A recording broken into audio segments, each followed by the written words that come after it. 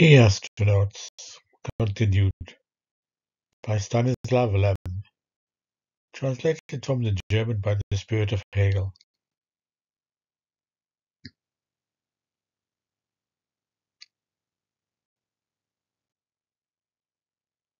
The Black River. My fears were unfortunately all too well founded. As we stood atop the ridge, we saw a second valley basin ahead of us, a surging sea of fog amidst black jagged rocks. The rocky base lay higher than the valley floor of the white sphere. After a brief discussion, we decided to bypass it to the south, following a gradually sloping ridge that to the northeast became an extension of the actual summit. Loose veils of fog gathered into clouds, flowed out flatly, but slowly and steadily became thicker, rising higher and flooding the slopes. Roped up with the milky precipice on either side, we walked along the ridge. Here and there a light cloud, caught by the wind, pushed up, bumped against the rock, and swam between us. Then I saw only the dark, magnified shadow of Arseniev in front of me. The exertion of the march drove the blood to our faces. Blurry spots of light danced on the screen. Star-shaped phantoms. But one only had to snooze a few times and everything disappeared again. The fog remained, however. I looked at the clock. We had already been walking for 9 hours. The lack of training was making itself felt. Sweat was pouring from every pore, running down the neck, down the throat, and from the forehead onto the face. Amidst intersecting bands of haze, the summit loomed motionless. Its huge, wrinkled, gully-cut slopes were still equidistant. Now the black crest of the ridge dropped steeply and finally disappeared into the flood of clouds. At this point it resembled a narrow, elongated peninsula surrounded by a white ocean. I suggested a rest. The endangered were very exhausted. Rainer was even limping a little. We camped under a protrusion of the ridge. Fortunately, we didn't have to contend with the main enemy of mountaineers on Earth, frost. The rock was warm as if illuminated by the sun. I heard the chemist say I wanted to take a bar of chocolate with me, but then I forgot it, and we could really use it now. Don't grumble, Doctor, Arseniev grumbled. How long are we going to stay here? He turned to me. We should try to sleep, I replied. That's the best we can do right now. 4 hours are enough, and then I'll wake you up. I'll wake you up whenever I want. A precious gift, someone else said, but I already heard the words as if from a great distance. A multitude of silver ants are running after me. I'm not afraid of them. On the contrary, we get along quite well. Suddenly, I noticed one sitting on my hand. I scream. She demands that I take to the air immediately and fly to the rocket, as my companions are worried about our absence. The others repeated in unison. All my explanation that I can't fly are in vain. Finally, I get angry, wave my hand dismissively, and take to the air. I'm already fluttering clumsily like a chicken above the ground when something suddenly pulls me down again. Very forcefully, a conical metal dome with a huge glass eye approaches me. At first I think it's a nightmare. It took a while before I recognized Arseniev's helmet. He was trying to wake us up. Blinking, I looked at my watch. I had slept for almost 5 hours. Confused, I jumped up. That's probably because we're on an alien planet, I stammered. Meanwhile, Arseniev also woke Rainer and Soltik. We fortified ourselves with the last of the vitamin concentrate, which, like the other food, we could consume thanks to a special device without having to take off our helmets. Then we marched on. The weather was calm. The fog lay motionless beneath us. Where the ridge sloped downwards, we waded up to our knees through the milky mist, at times disappearing completely into it. Every step was dangerous. We pushed ourselves forward for a long time. Hours passed before the gravel of a rock pile crunched beneath our shoes. We now reached the mouth of a wide gully that had cut deep into the mountainside. The approach wasn't difficult, but extremely tiring. The pressure on the scuba diver was getting stronger and stronger. I would have liked to rip my helmet off my head just to breathe freely. I involuntarily looked around. My companions, who were less experienced in mountaineering, had it much harder than I did. Bent over, they trudged through the fog that crept up the slope in small clouds. The summit had long since disappeared from view. As if the blade of a giant plough had passed over the slope, shattered stone slabs lay on both sides of the gully. The floor of the gully was covered with whitish, brittle gravel. High above the edges of the cave-ins stretched yellow, grey, and brown rock towers. Beneath their menacingly overhanging ribs, conical mounds of scree spread out. At 8 in the morning, 17 hours after the helicopter explosion, we climbed the summit. The mountain range flattened to the east into dead, rigid waves. Below us, an endless sea of fog streaked with thin lines of shadow that shimmered dark grey and purple in the distance. Nothing but wisps of fog stretched to the very edge of the horizon. The slope of our summit sank into it, forming a mighty, arched, widely branching mountain embankment. Arsenyev spread the map out on a flat stone and determined, as accurately as possible under the circumstances, the direction in which the Cosmo crater was located. Then we positioned ourselves a few dozen meters apart on the highest point of the summit and tried to reach our companions using our radios. The same signals kept coming from space. It was the rocket's automatic transmitter, transmitting 2 tones every 15 seconds, separated by a short pause. We heard the rocket, but it didn't respond to our calls. Perhaps the distance was too great, or our weak waves were being filtered out by radioactive clouds from the dead forest. In either case, after an hour, we gathered around Arsenyev in gloomy silence. The astronomer leaned over the map. "So we'll be spending the night outdoors after all," he said. "Dusk begins today in about 8 to 9 hours. By then we must have found suitable shelter. Severe thunderstorms are expected." He looked over the fog floating hundreds of meters below us. "We can't choose the path. It continues like this." He marked a perfectly straight line on the map in the direction of the rocket. "We still have to wait another half hour," I pointed out. "The descent is, as is well known." "The descent will be easier than the climb," Arsenyev interrupted. When I looked at him in surprise, he placed his hand on my shoulder with a meaningful gesture. Soon after Rayner left, the professor held his helmet against mine so that his voice could be heard even without the radio. He turned off the radio and said, "It's not necessary to tell everything." "Because of Rayner?" He nodded. Since the chemist returned, we didn't speak any further.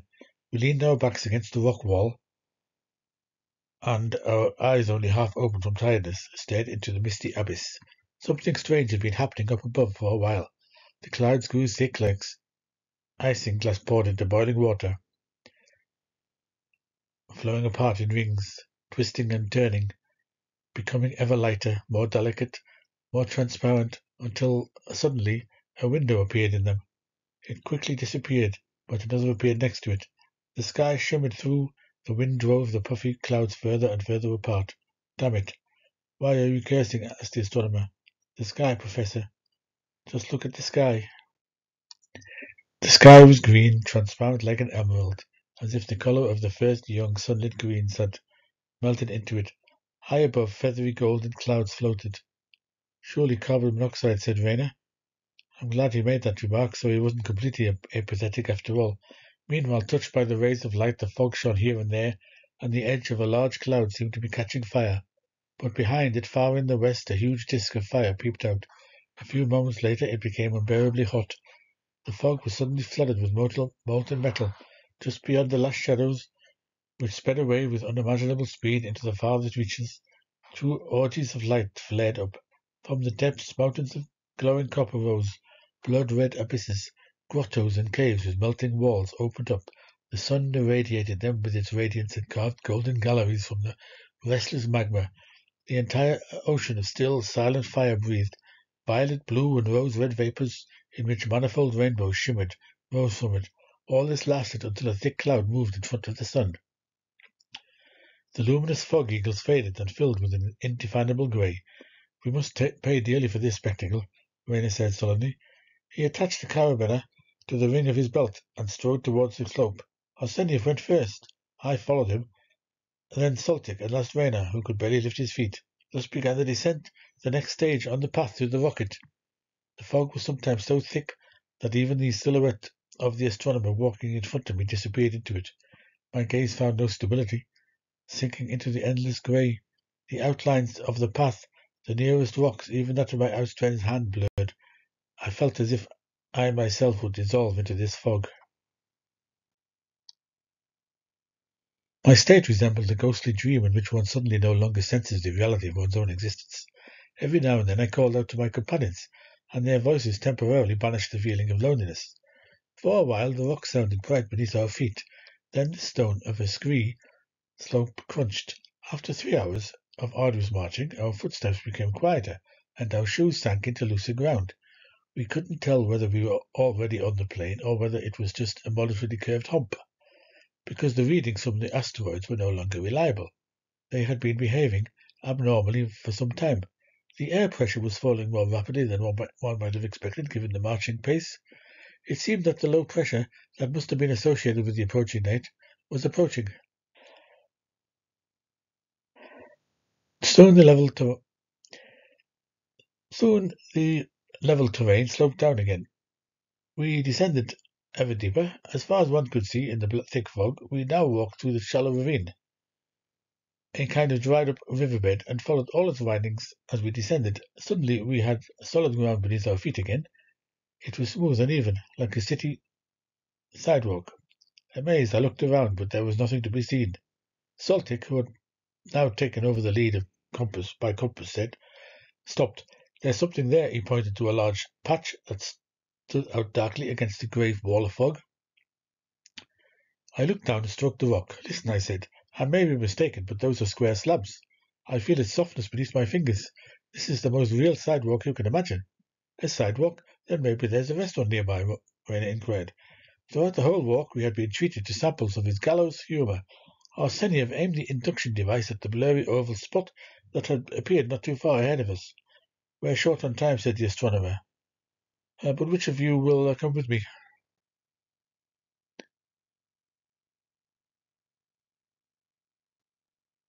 Saltic and I volunteered, and after a moment's hesitation the chemist joined us. The smooth surface I had called the sidewalk curved and then rose, not very steeply. A few dozen steps brought us to a black opening. The fog was thicker here. The beams of our reflector intersected like bright columns and showed us a spacious cavern. Deep in the space stood a cylindrical structure. I ran toward it over the loose fine gravel that covered the floor. It turned out to be a metal cylinder partially embedded in the ground and closed with a curved plate. I pushed against it with my shoulder.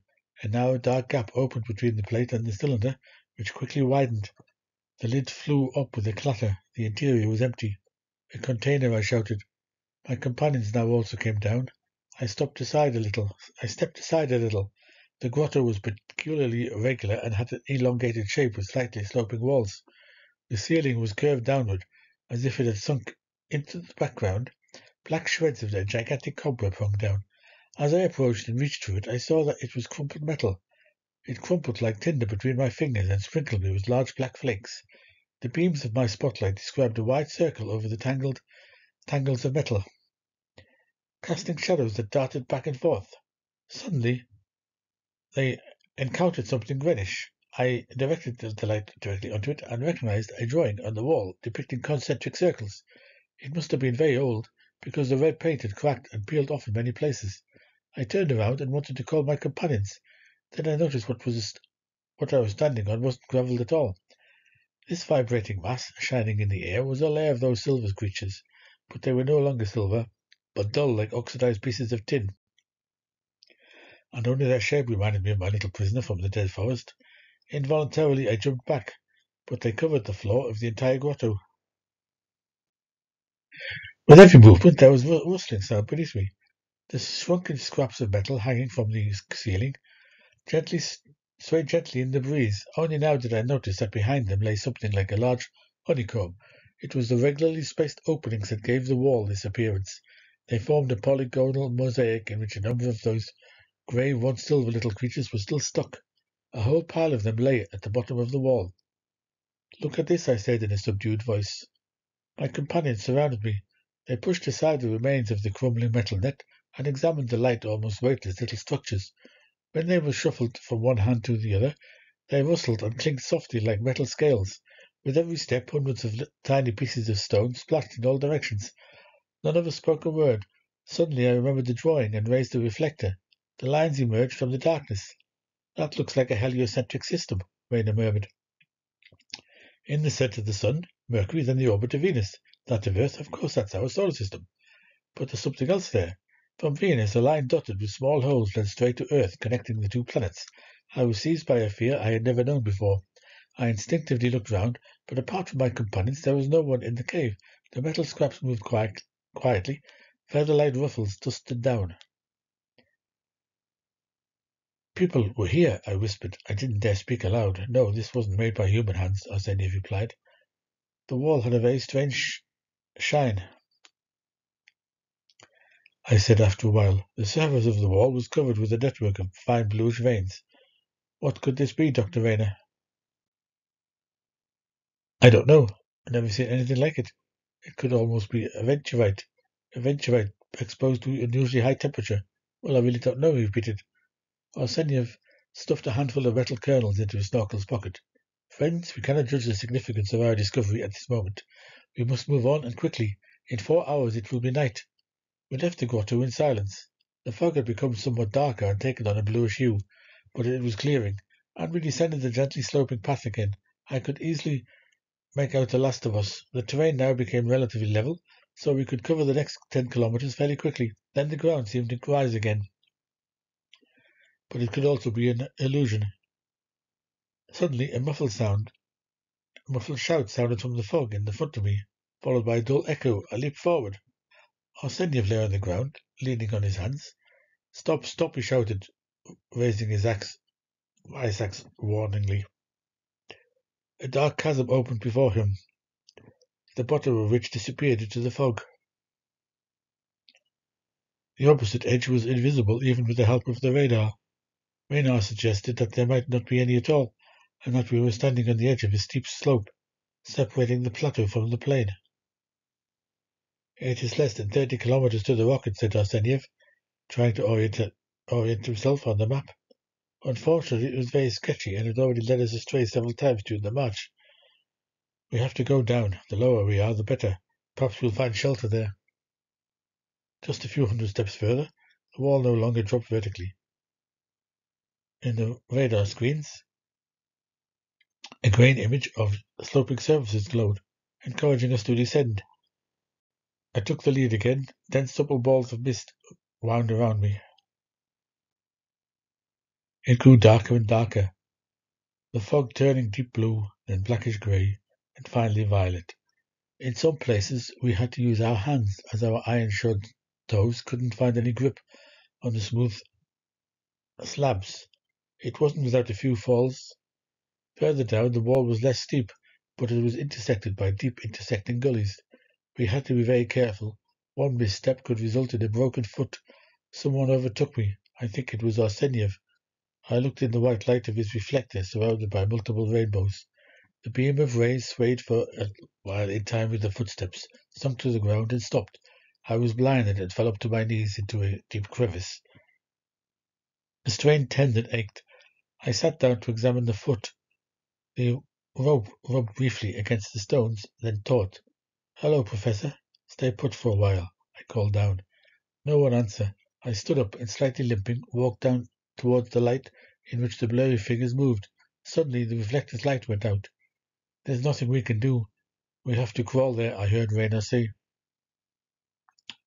Wait. That was Arsenyev's voice. The reflector flared up again, and its light became a trembling, colourful halo in the haze. I now noticed that both of them were leaning forward. The solid ground dropped sharply at their feet. Only dark streaks of fog floated there. At that moment, Soltik's helmet emerged from the depths. Rayner helped his companion swing himself onto the edge of the rock. You can climb behind it, said the engineer. The gradient decreases, but it gets hotter the deeper you go. It gets hotter. We're probably well on our way to the interior of the planet, said Rayner. Involuntarily, we looked closer.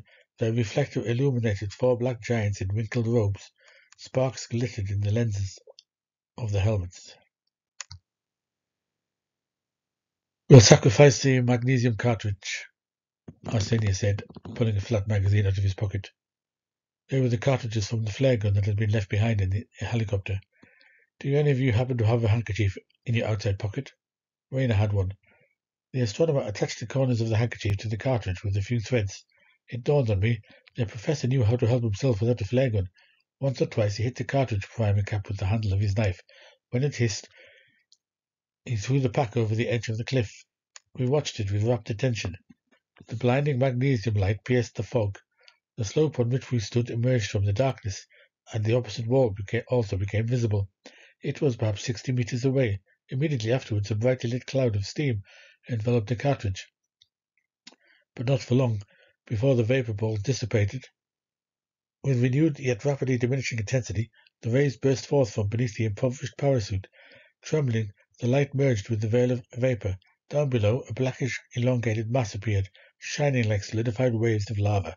As the glare faded, it seemed to me as if this mass expanded and then contracted again, like the body of a snake devouring its burrow. Then everything disappeared into darkness. As we stepped back from the edge of the ravine, Arsenyev stopped and tucked his hands behind the snorkeling suit's belt. It's always like this here. Just when you think the last doubts have been dispelled, 100 new ones appear. What do you think of that one over there? He pointed downwards. I noticed a movement, Rayner began hesitantly. I don't know if I'm mistaken, but... No, you're not mistaken, the astronomer interrupted. One could sacrifice another cartridge, but it's not worth it. He leaned over the edge of the rock again. A beam of light shone out of his reflector into the depths and was swallowed by the fog. What the hell could that be? Perhaps a lava flow, Rayner asked cautiously. I had the impression the mass was flowing. The temperature was too low. Perhaps some kind of channel. Channels on Venus? It's no more than 30 meters down there, I interjected. Light like that makes estimation incredibly difficult. Well, there's no use. We'll have to go down. Please follow me. Arsenyev slid down first, with his face turned to the wall. We followed him. Since the gradient was easing, we could turn around and walk a little faster. Grooves with sharp edges ran across the rock, which looked like basalt. Suddenly, Soltic shouted, Look out, there it is. The reflector stopped moving. In its beam of rays, a curved bulge appeared, shining greasily, back like the rump of a whale. It filled the flat bed of rock, rising even above the stones of the shore, which were a few dozen meters apart, and disappeared from the range of light on both sides. The surface of this mass was in a constant slow up and down oscillation. It was a rhythmic contraction, the waves of which appeared on the right side and subsided on the left. Peristalsis, someone whispered. Arsenyev walked toward the black mass across a rock that jutted out into the bed like a walkway. He stopped at the farthest end so that he could feel it with his foot. A sticky splash stuck on his shoe. The area around the touch spot swelled, a regular rhythm in which the mass had been moving until now disappeared. The air trembled slightly. A gust of wind swept along the walls. The shiny mush began to slowly rise and bulge. At times the mass solidified, semi-liquid as it was, until finally it extended a broad flowing spout like a feeler toward the edge of the rock on which Arsenyev stood. Careful, Professor, I shouted. He waited motionless for the hepatic something. The black mush touched his shoes, then it retreated, only to suddenly plunge forward again and engulf them. Out of the fog a hump emerged and rolled towards Arsenyev like a wave in the surf. One of us, I think it was Rayner, switched on his reflector. The professor screamed and tried to back away. It flooded round him up to his knees. Again a convulsive tremor shot through the black mass. Back, Professor, back, I shouted. I couldn't understand why he stopped, as if he were glued to the rock. He curled up, his shoulders shaking, as if he were trying to lift a heavy load. Soltic, who was closest to him, jumped from the side and tried to grab him back, but he slipped and fell up to his hips in the black mush. He let out a suppressed scream. I held the rope with both hands and pulled with all my strength. Rayner reached further down. It flew in wide loops, splashing onto the rock. In the light of the reflector, I saw Soltic's face, convulsively contorted. The black current now pushed forward in a broad front against the shore, but we were faster. I caught Soltic by the shoulder and managed to grab Arsenyev with my other hand. Rayner helped me climb up the slope. The two rescued men leaned on me with their full weight. One of them was breathing heavily and groaning. Are you wounded? I asked, alarmed. Neither of them could utter a word. Further up, Rayner shouted. Dragging both companions with me, I continued climbing. They could barely take a step. It was as if their legs had turned into stilts. An electric shock, Arsenyev finally stammered, struggling to regain control of his constricted throat.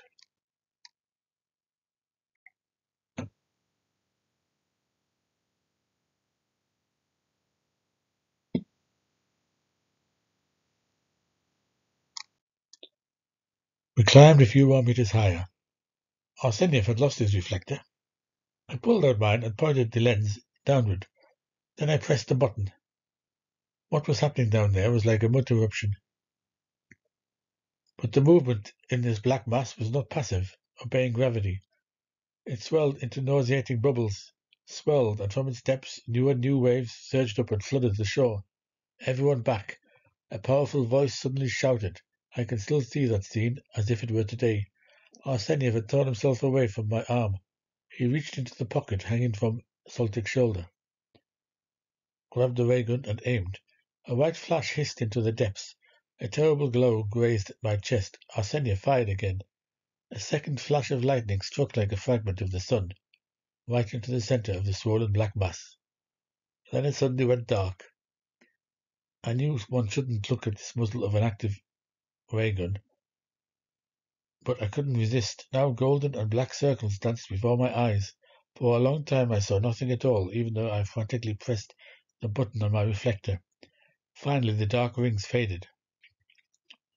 The bed of rock was empty. Charred remains, lumps of slag, mountains of sticky ash extinguished, and smouldered brown clouds of smoke mingled with the fog. Dirty mud-stained water seeped from between the stones. Somewhere in the darkness lumps of porridge, not yet completely burned, were smoking and bubbling. We descended. Before reaching the bottom of the ravine, we shone our reflectors down both sides. The black mass had disappeared. After we climbed the opposite slope, Arsenyev examined his fife. Slimy stain still glistened on the legs of his overalls, and his shoes had turned blackish grey. I bombarded him with questions. You've spoken of electric shock. Were you paralyzed by it? You too, engineer. What could have happened? What could it have been? Forward, forward, protested the astronomer, shaking off the last remnants of the sticky substance from his diving suit. We must move on. We can talk about it later. Since the other wall of the ravine was less steep, we had overcome this obstacle in half an hour and found ourselves on a plain where restless mist drifted back and forth. Now we could chat again during this march. It's fortunate that our diving suits have insulating properties, said Arsenyev. Otherwise, we would have been in trouble. What's Soltik? I had such a cramp I couldn't even open my mouth, the engineer replied. The moment I fell in, I received such a blow that I was almost paralyzed. I thought I was suffocating. All my muscles were stiff as wood. Fortunately, this creature had no experience in handling a good synthetic tissue, Raina interjected. My creature, do you think that this black mush is alive? I exclaimed, astonished. I believe it's a stream of living protoplasm. You saw it moving yourself. It reacted to touch and tried to grab hold of us and swallow us. It almost succeeded. So you mean that, I couldn't find the right word, that is some kind of animal, some kind of electric eel, an electric ray. Electric rays exist on Earth, but we're on Venus. It's neither animal nor plant, but simply living plasma. Living, that doesn't make sense to me, I replied. The water in the river moves too, and yet it wouldn't occur to anyone to call it living. It's a dispute over words, said Arsenyev. This mass has certain characteristics of a living substance, but it doesn't look as if. Wait a minute, what's that clanging? The darkness spread ever faster. It was getting night. For some time now I'd had the feeling that something strange was happening around me, but only now did I hear this clanging, which must have come from near us. I looked at my wrist and was startled. I wore a magnetic compass there, which I hadn't used until now, as the gyro compass was much more reliable. Usually its needle glowed like a small fluorescent arrow, but now it had transformed into a circular, blurry, bright disk whirling round its axis at incredible speed, emitting a faint but sharp noise. Just look, Professor. At that moment a flash appeared between the clouds, then quickly vanished. Motionless, silvery, like the slashed bellies of dead fish, the clouds hung in the darkness. A ghostly light lay over the ground. Everything around us seemed to melt, to dissolve. The atmosphere took on a strange appearance. Swaying bundles of wrinkled columns spread out, grew upwards, and became sources of a dull silver lightning. Now there was a flash here, now there, now lower, then higher layers of haze flashed up silently. In the fluttering grey shadows and yellowish light, fiery clusters and spheres circled and slowly sank to the ground in a cross of violet sparks. We involuntarily slowed our pace. I heard Arsenyev tell Raina that this phenomenon was a kind of electromagnetic storm. Just noticed the rhythmic extinguishing. The compass needle's revolution had become even faster. After a few seconds, however, the direction of rotation changed, and this jump from one direction to the other was accompanied by an extinguishing of the ghostly twilight. High above, the clouds drifted. They were so bright that one could see them through the fog. There was an oppressive silence. It seemed to bode badly. Arsenyev had interrupted his conversation with Raina. We stopped. The light grew fainter. It looked as if it was dispersing as it descended across the ground, while the higher layers of the atmosphere slipped further into darkness. The air around us remained silently motionless, but from the highest heights came a roar, at first very, very distant, which faded into a deep hum. I fear we'll have to return to the ravine, Arsenyev said. We were still standing there, undecided about what to do, when a howl ripped through the air as if an airplane were diving down. The fog began to move, swirled, and began to flow. The last flashes of electrical discharges died down. Out of the darkness, a sudden powerful gust of wind hit us, almost knocking us to the ground. We held each other's hands. Someone switched on his reflector. In the cone of light, we saw that the fog was no longer gathering, and was rushing past like streams of murky water shooting from an open sluice. None of us spoke a word. We turned around and ran, driven by terrible gusts, stumbling, falling, and laboriously staggering back to the ravine. The storm whistled piercingly in the antenna of our helmets. The air, which had become as hard as a billowing cloth, beat against our shoulders and rattled in the folds of our overalls. I don't know how long we sped on like this, on until before us in the darkness the outline of a cloud appeared, circling itself at a dizzying speed, still in one place. It was a swirl of thick fog that had formed between the edges of the gorge. The deeper we descended, the weaker the storm became.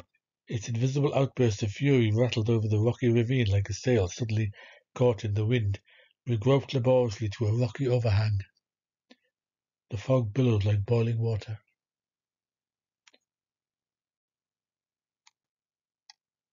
Above us, on the plain, now plunged into darkness, resounded piercing howls, whimpers, crows, and laughter, as if packs of hyenas and jackals were fighting amongst themselves. Then suddenly everything was bathed in a brilliant white light, as if glowing mercury had dispelled the fog. A violent clap of thunder followed. There was a roar as if a heavy portcullis had slammed shut above us. At the same time I felt a light drumming on my hands and arms. Drops darting past at an angle flashed in the headlights. Rain. The drumming intensified. The wind up above now howled deafeningly, hurling the rain in waves against the rock. We leaned against the wall as close as we could. Water poured down from the helmets and scuba divers. Large puddles formed around us, foaming as the rain and wind drove in. Suddenly a furious drum roll sounded from the rocks, and then I heard bright blows against my helmet. Hailstones the size of beans slammed against the helmet and blinded us as they bounced off the glass. Come here, Arsenyev shouted. Indeed, a few steps further was a shallow niche in the wall. There we were, somewhat safe from the hail. The water, cascading down the rocky slopes, roared ever louder. In the circle of light from the spotlight that the astronomer had attached to his chest, the floor glinted with shattered ice. The rock protected us from the sides and above. However, I felt the splinters of the bursting ice cores on my legs, stinging like hundreds of tiny needles. Thunder roared repeatedly through the incessant howling of the hurricane. Bright flashes of lightning illuminated the rainstorms and the fog, which gathered and dispersed in a frantic flight. A gleaming light shone on the waterlogged rocks. Only with great effort did I manage to drag some flat stones and place them in the niche so that we could at least sit down. The rain lashed incessantly against our helmets and flowed down the glass pane. We remained huddled together. Hour after hour passed. The storm did not let up. The hail did stop, but instead shining snowflakes began to swirl down. We crouched there motionless. Calm, deep breaths betrayed that my companions had fallen asleep. Only I, tired as I was unable to sleep. I naturally realized that it was necessary to gather strength for the journey ahead, and so I closed my eyelids to shield myself from the howling and roaring of the storm. But beneath the thick blanket of darkness, the spinning wheel of today's experiences as impressions spun ceaselessly before my inner eye. I saw the billowing black mush before me again.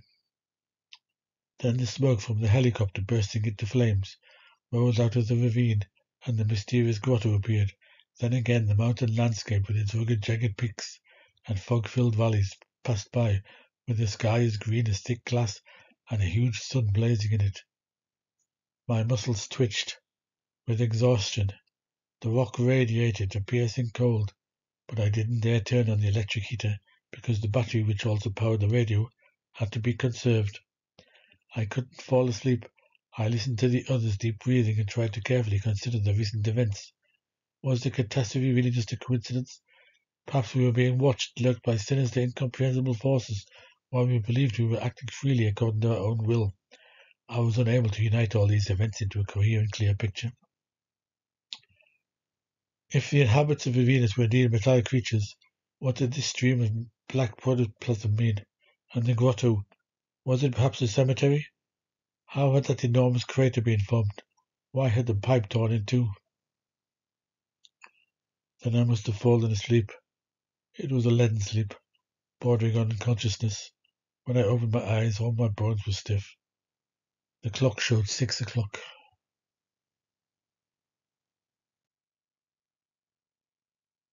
In my home on Earth, dawn had already turned into broad daylight by this time, but here it was so dark that I couldn't even distinguish where the metal of the helmet met the glass of the small window. The pale radar screen, barely visible during the day, filled the interior of the helmet with its greenish phosphorescent light. The howling of the wind had diminished. The rain had also stopped. Carefully, so as not to wake up my companions, I got to my feet. The fabric of the suit was covered in a fine crust of ice that shattered like glass with every movement. I switched on the reflector for a moment and saw 3 motionless huddled figures crouching beneath the thick between the rock. A thin mist, disturbed by this chilly breeze, drifted by. I began to move vigorously, hitting my shoulders and thighs with my hands. The noise I made woke Saltic. After a while everyone had perked up, stood up, and complained about the cold. We continued our march. Icy gusts of wind swept across the plain, penetrating all the insulation of our scuba gear. The thin layer of ice on the puddles crackled beneath our feet. Sometimes the ground gave way with a splash, and we sank into the swampy ground. Once I turned around and let the light of the reflector glide over the figures trudging behind me. I saw inflamed eyes through the fogged-up helmet lenses, faces covered with 2-day-old stubble. As dusk fell at the edge of the ravine, we had heard the rocket's radio signals. In the magnetic storm they had fallen silent. Only now did we hear them again, and thus, despite the darkness, we were able to keep our direction and continue on without fear of getting lost. Meanwhile, one after the other slowed down, and the distance between us grew ever greater. Raynar staggered behind Arseniev, bent over as if he had shrunk ahead. He could barely lift his fife. Suddenly he sat down. The astronomer turned around and spoke as if to a child. "Now, Heinrich, get up." Raynar didn't answer. He lay there half-stretched, his breath gasping. I stepped closer to help him, but the astronomer held me back. "No, he'll get up on his own." The chemist braced his hands against the stones, pulled himself up with difficulty, as if under an enormous weight, and followed us. I don't remember much of the rest of the way. I felt as if my brain was gradually freezing. I continued on in half-sleep, from which I only awoke from time to time. The pressure in the oxygen cylinders had already dropped to 3 atmospheres, so we had to walk continuously, to reach our destination before they were empty. I had the vague feeling that someone was creeping behind us. The strange thing was that the others were also caught up in it. Raynar, who was dragging himself along last, fell a few times as he kept looking around. From time to time, We took turns leading, as it was too tiring to look for the way in this darkness. I had just taken the lead again when I spotted a white blurry column high in the clouds. Rough, bumpy slabs of rock rose from the stony ground, which now rose upwards. The white column swung slowly through the clouds, a new mysterious apparition. It flashed through my mind. An exclamation from the astronomer corrected my mistake. Boulders crunched beneath my feet. After a few hundred steps, we stood at the narrow passage to the lake. Far below, these of fog shimmered. From its depths, a glowing pillar rose into the sky, the spotlight of the rocket.